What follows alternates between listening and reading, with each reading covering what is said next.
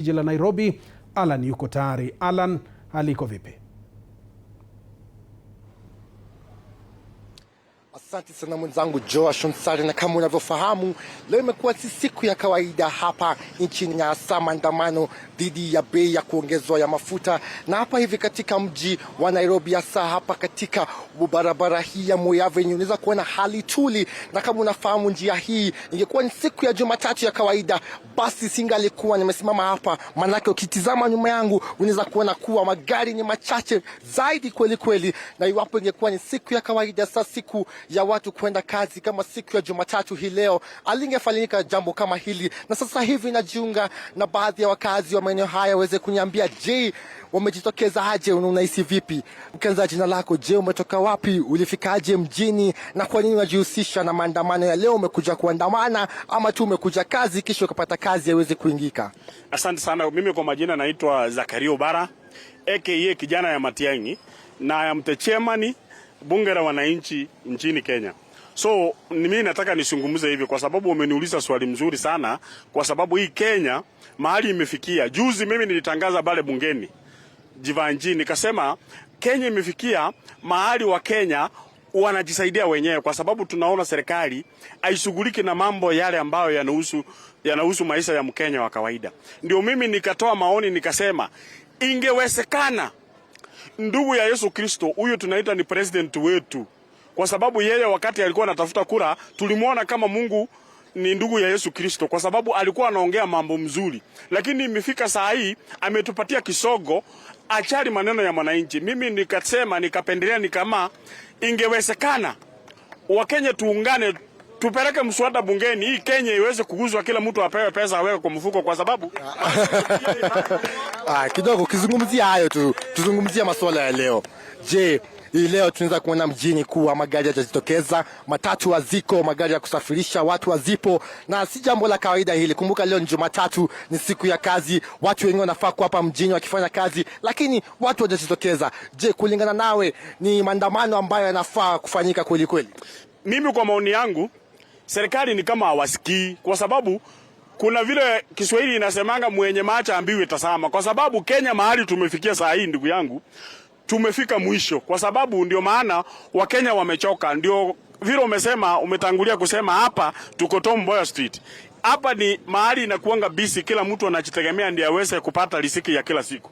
So mimi naomba wahusika, especially president wetu wa Jamhuri ya Kenya, angalia wa Kenya, wacha kuchiangalia wewe mwenyewe, watu wachache, kwa sababu vile tunaona maskini ndio wengi nchi hii yetu ya Kenya. Kwa hivyo mimi nakuomba Mr. President, wewe angalia, uweze kuangalia mahitaji ya wananchi wa kawaida.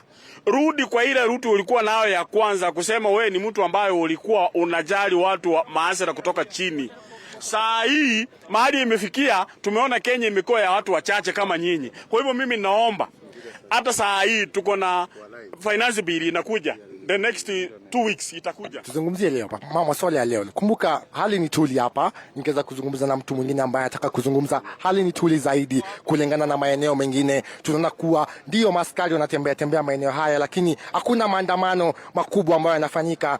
Je, unaonaje mambo hayo? Kwa majina naitwa Samuel Toyo, foot soldier wa movement naitwa Fighting Brutality and Impunity, youth leader Nairobi.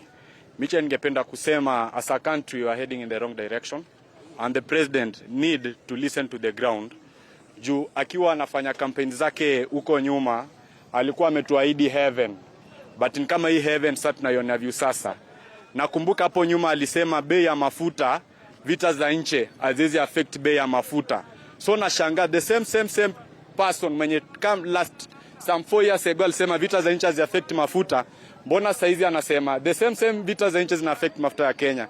Mimi ningependa kuambia rais wa Kenya, as I quote the president of Botswana, alisema ile time unaweza jua mtu anakuambia ukweli kwa mtu mkubwa ni ile ule mlevi ama ule mtu mwenye amekasirika. Na venye unaona kama Kenya tumekasirika, ni either tusikize ama ukubali tukupeleke nyumbani, because you have the powers, we are your boss, so kubali tuende home.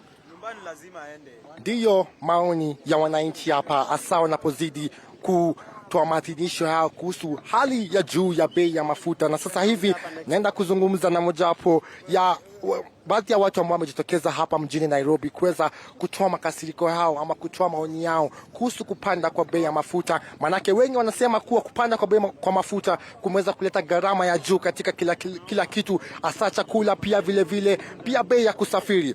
Je, ukianza jina lako, niambie maoni yako kuhusu mambo haya ya bei ya mafuta kupanda, unaona vipi? Comrade Power. Comrade Power. I go by the name Nduthiman. Mimi corporate ya Nduthiman ni yangu. Mimi ndio naitwa Nduthiman. Na kusema ukweli, kama mso wa Nduthi tumevinyiliwa, ukweli uongo. Mafuta mmevinyiliwa, mjavinyiliwa. This country is pathetic. I'm learned, I went to school. Another of the day we were told that the government belongs to Boda Boda. Were we told so? Yes. Was it true? Yes. The government belongs to Boda Boda riders and Mababoga. Was it true? Are we there? Is Mudavadi a Boda Boda rider? No. Is Wetangula a Boda Boda rider? No. Is Mama, all those people, are they Boda Boda riders? No. Why are we suffering? Mafuta ni pesa ngapi saizi? Saizi ule kasoma nilikuwa nabeba na 100, nilikuwa nabeba na 200 ya Viki bei, kweli uongo? Na mniangalia nyumba nisishikwe, sawa? Ni maoni ya baadhi ya waendeshaji wa pikipiki. Na naona hapa wanapenda kujiunga nami. Anza jina lako, nieleze, je, ni kwa nini uko hapa mjini? Manake si watu wengi wamejitokeza mjini. Wewe kama wewe, kianza jina lako, unafanya nini hapa? Manake watu wengi wameweza kukaa nyumbani wakihofia kuwa leo itakuwa maandamano ya hali ya juu. Wewe unahisiaje kuwa hapa na kwa nini uko hapa? Okay, mimi nimekuja town leo kuandamana. Unfortunately wamenyamazisha maandamano yenye tulikuwa nayo, lakini tunakubali. Wanasema kuwa mojawapo ya wananchi wameweza kushikwa kupitia ruhusa ya mpiga picha wangu. Naomba tazame pale, anaweza kuingiza kwenye gari pale. Je, wapo tanifuata tuweze kuona mambo, tuweze kuona je ni nini ambalo linaendelea hapo. Manake kumbuka wanasema kuwa askari wanawashika watu hapa. Twende tuweze kujua je hali ni lipi na kwa nini je wale askari wanaweza kuwashika. Manake kumbuka hawa wananchi wanakasirika, wamejawa na hasira zaidi wakisema kuwa bei ya mafuta imepanda na vile pia askari ameongeaje? Hebu nielezee. Manake tumeweza kuona askari akiweza kumchukua mojawapo ya wananchi na kumpeleka kwenye lile gari la askari pale. Ukiweza kutizama kwa usaidizi wa mpiga picha wangu uweza kumuonyesha bali uweze kuona lile gari ambapo askari mmoja ameweza kumchukua raia akampeleka pale ndani ya lile gari, ambapo jambo ambalo limeleta hasira hapa. Manake wengi wanasema kuwa wanaaskari wale wanawabeba kweli, na ningezungumza na watu wengine hapa waweze kunieleza je nini mbona umekasirika hivyo? Mimi nakashirika sababu njoo hapa usimame nami, usiogope. Njoo hapa tizame upande huu. Njoo nieleze nini ni jambo gani ambalo linazua hasira yako? Maana umekasirika sana. Zungumza nami, ni kwa nini umekasirika? Mimi after hapo mimi kukashirika. Huyu jamaa amejieleza tu mzuri hapa, ameongea bei ya mafuta na hajakosea mtu na anawekwa tu ndani. Kwani hii Kenya itakuwa tukisema mzuri tunashikwa tu mzuri? Hiyo si Kenya mzuri bana. Sisi lazima kila Mkenya ajitetee mambo yake Kenya anaongea. Sasa tunasema after hapa tunaenda station central. Kwani mnataka kwenda kutunyonga? Msitunyonge bana. Kila mtu na ukweli yake. Hasira ipo juu hapa Joashua Nsare, na kama unavyotazama wananchi wako na mori kweli, na napenda kuzungumza na mwananchi mwingine. Ukianza jina lako, je, unakutazama unakani kama umejaa mofu, umejaa mori zaidi. Je, nieleze nini shida na mbona uko hapo umejitokeza mjini hii leo? Okay, asanteni sana. Kwa majina ninaitwa Samuel Oduma. Mimi ni mwenyekiti Linda Mwananchi Coast Province. And tuko hapa kusimama na vijana wananchi kwa jumla. Kwanza kuna jambo limetokea hapa. DCI anakuja kusimama nyuma ya media kuangalia jinsi ambavyo Wakenya wanatoa maoni yao. Wale wameshikwa as team Linda Mwananchi, we are going to stand with them as from now. What is there ni kwamba ni lazima Kasongo aelewe ya kwamba katika taifa la Kenya kunaishi wananchi, na hawa wananchi wamedhulumiwa ya kutosha. Kwa sasa hivi wamejitokeza kwa sababu ya hii mambo ya fuel iweze kurudi chini. Then unapata ya kwamba afisa anapigiwa simu akuje ashike mmoja wao ambao anaweza kutoa maoni kulingana na jinsi ambavyo taifa la Kenya inavyoendelea. So sisi kama wananchi tunawaambia, sisi kama team Linda Mwananchi, we are telling you residents from Nairobi ya kwamba don't worry, andamaneni, kwa sababu maandamano ya leo sijaona hata kama duka imechomwa. Hakuna mtu amejeruhiwa. Watu wanaandamana ya amani. Kwa hivyo ni lazima mahitaji ya wananchi ikaweze kutekelezwa. Ni lazima wale wanabodaboda walikuwa promised, they must be heard from this country Kenya. Hakuna venye sisi tunaweza kuweka kiongozi anakula mshahara yetu, anatumia kila kitu chetu, alafu tena baadaye anachukua huyo mwananchi anampeleka police station. Sasa hivi tunaenda police station kuhakikisha kwamba these our fellow Kenyans wameachiliwa. Thank you.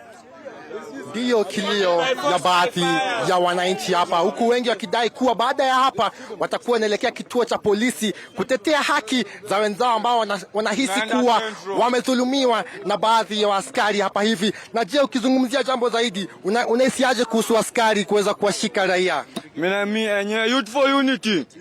Youth for unity. Huyo ameshikwa ni utu mwenzetu, na atujaribu mali ya raia yoyote. Ukweli uongo, tumekuja tu kulilia kietu hapa, na sisi Kenya tulikuwa tunaomba tu kwa askari yoyote yenye ametuzunguka hapa amevaa civilian. Hakuna mali ya raia tumeharibu. Rudisheni youth mwenzetu, rudisheni youth mwenzetu tafadhali tu. Youth for unity. Hivyo hali ya wanavijana hapa, hasa Gen Z, ambao wanasema kuwa wameweza kujitokeza kuandamana kwa amani, lakini maaskari vile vile pia wameweza kuwashika na kuwatia ndani. Ndiposa wengi wao wanasema baada ya hapa wataelekea moja kwa moja katika kituo cha polisi cha Central, ambapo baadhi ya wengi wao wanasema kuwa wameweza kutiwa ndani na askari. Wasema kidogo niweza kuzungumza na mwanadada zaidi. Dakika moja. Ningependa kukumbusha polisi article 37 ya sheria za Kenya. Inasema every person has a right to peacefully and armed to assemble, to demonstrate, to picket and to present the petition to the public authorities. So ule boys mwenzetu mwenye ameshikwa hapa after anatoa brief kwa media amekosa gani? Mimi kitu ningependa kuambia polisi, nyinyi wa mnataka tuishi na nyinyi kama mandugu. Mbona nyinyi hamtuchukui sisi kama ndugu zenu? Sisi tunakuja kuleta malalamishi zetu, tumekosa nini? Tafadhali Rais wa Kenya, sisi tunaumia wote. Hakuna mali ya mtu imeguzwa. Hakuna mtu ameibiwa. Mbona unatuchukua sisi vibaya? Ndiyo kilio cha wananchi hapa jijini Nairobi. Wengi wamejitokeza, lakini kumbuka wameweza kuandamana kwa hali tuli. Manake hapa tukitizama hatuwezi kuona kuwa duka ndio zimefungwa, lakini kuwa tunaweza kuona ndio kuna ile hali ya amani ambayo inajitokeza hapa, kwani hatuwezi kuona kuwa wengi wanapigana ama wengi ambao wanaweza kuingia kwenye vita na baadhi ya wanaaskari. Wengi wana utulivu, wengi wana imani kuwa wanaweza kuandamana kwa utulivu na waweze kufanya kuwa serikali iweze kusikia ombi lao la kufunguza bei ya mafuta baada ya kupandishwa wiki iliyopita na shirikisho la EPRA. Na hivi sasa nikimalizia, Joshua Nsare, nazungumza na mzee ambaye hapa amesema yeye ni mtetezi wa haki, anawatetea walioshikwa. Uweze kunieleza, je, hali vipi na kwa nini umejawa na mori hivyo? Mimi naitwa Alan Omondi Odhiambo, na mimi ni mtu wa ODM Linda Mwananchi. Sifuna ndo sisi ndio Sifuna, na hii haki yetu lazima tutetee. Raila Amolo Odinga amepigania hii haki kwa miaka na miaka, na sasa ni wakati wetu sisi kama wananchi kupigania hii wakati ya? Na msiogope kuona polisi ama tear gas ama nini ya? Nimetoka kuongea na polisi kujua kwa nini wenzetu wameshikwa hapa. Wameniambia niende Central, niende ni confirm, na tukitoka hapa tunaenda Central confirm kwa nini wenzetu wameshikwa. Tuko na rights as per article 37 kupicket kama wananchi wa Kenya. So hii mambo ya Kasongo ya kutunyanyasa imefika mwisho, na yeye ajue yeye ni one term Na Joashon Sare, ndivyo hali ilivyo hapa mjini Nairobi, hasa hapa katika jumba nje ya Archives, na wanazidi kusema kuwa wana makasiriko mengi zaidi kutokana na serikali hii, huku wengi wao wakisema kuwa wenzao wameweza kutiwa ndani na askari wa polisi. Lakini Joashon Sare kana ameweza kupasha zaidi ndani ya dakika chache zijazo, lakini kwa sasa niwie radhi mpenzi mtazamaji, niweze kuregesha moja kwa moja katika makao yetu makuu hapa jijini Nairobi. Joashon Sare, kazi kwako. Naam, shukrani sana mwandishi wetu wa habari Alan Nzuki, ukitupa taswira kamili ya yale ambayo yanajiri. Niko nawe sako kwa bako, tuhakikishe tunamjuza mtazamaji wetu yale yote ambayo yanatokea katikati ya jiji la Nairobi, kutoka Nairobi hadi Taita Taveta hadi katika maeneo ya Kisumu na hadi maeneo ya Lodwar. Yote kwa ujumla tunahakikisha tunakujuza mengi zaidi. Mlima Kenya pia tunafika ili tukupe taarifa ambazo zinakuhusu kwa njia moja au nyingine. Pia tusije tukasahau kwamba mbunge wa Kiharu Ndindi Nyoro amemwandikia spika wa bunge la kitaifa Moses Masika Wetangula na kumwomba kuwe na kikao maalum cha wabunge ili kutathmini na kujadili mswada wa kupunguza bei za juu za mafuta.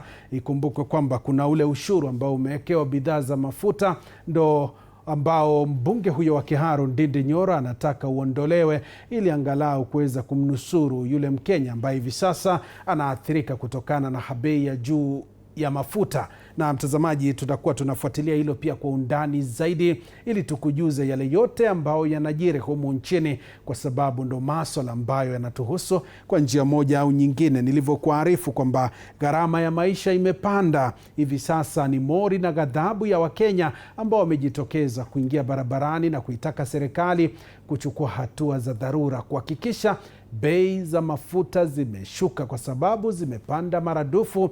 Katika historia ya Kenya ni bei za juu zaidi. Kumbuka kwamba hapa jijini Nairobi dizeli inauzwa kwa shilingi 242 na petroli ikiuzwa kwa shilingi 214. Bei za juu zaidi ambazo zimewaathiri wengi, wahudumu wa matatu, wahudumu wa bodaboda, wote kwa ujumla wanaathirika, na ndiposa kuna ile hali tete katika maeneo mbalimbali, miji mikuu, shughuli hazifanyiki kabisa, na ndiposa tunataka kutazamia hilo na vile vile kufuatilia matukio mbalimbali.